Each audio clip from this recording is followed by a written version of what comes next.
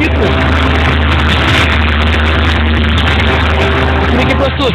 হ্যাঁ প্রস্তুত। আপনারা প্রস্তুত? আচ্ছা নাতি, তাহলে তুমি শুরু করো। আচ্ছা বলুন তো আমি কে? নাতি। নাতি।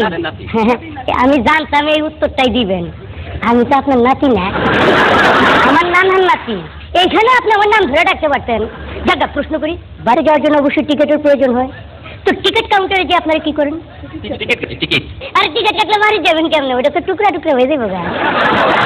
আসলে আমরা বলতে পারি যে টিকিট কিনি বা সংগ্রহ করি। হ্যাঁ এই তো ঠিক আছে। যাক এবার আরেকটা প্রশ্ন করি, এই অনুষ্ঠানটা যখন টিভিতে চলবে তখন কি করবেন? দেখবো। হ্যাঁ সবাই মিলে দেখবো। জানি এটাই বলবেন, খালি কি দেখবেন, শুনবেন না? আমরা তো দেখবই বলি, হ্যাঁ হ্যাঁ। আমরা তো শুনবো বলি না, তো এটা অসুবিধা কি? হ্যাঁ এইখানে শোনার কথা না কইলে যদি অসুবিধা না হয় তাহলে ওই দেখাশোনা শব্দটা বাদ দিয়ে দেন। ওই যে কয় না কিরে অমুকের সঙ্গে তোর দেখাশোনা হয়, সুতরাং যেখানে যেটা দরকার সেটাই করা উচিত। যাক আচ্ছা বলুন তো, পানির মতো সোজা, কথাটা কি ঠিক? অবশ্যই ঠিক।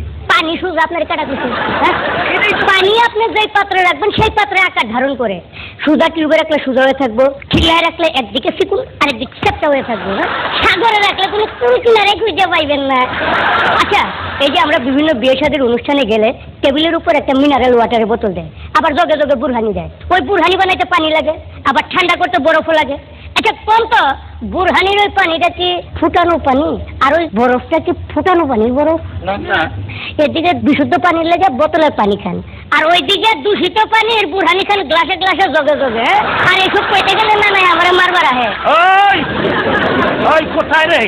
হ্যাঁ কইলাম না প্রমাণ পাইছেন তো? হ্যাঁ ওই এই জায়গায় এসে পণ্ডিতি করতেছিস না? হ্যাঁ, তোরে আজকেই আমি দেশে পাঠাই দেবো। আমি কি বুঝে দেখাছি যে দেশে পাঠাই দিবা? আমি ওরে কইছি যে আজকেই ওরে গ্রামে পাঠাই দেবো।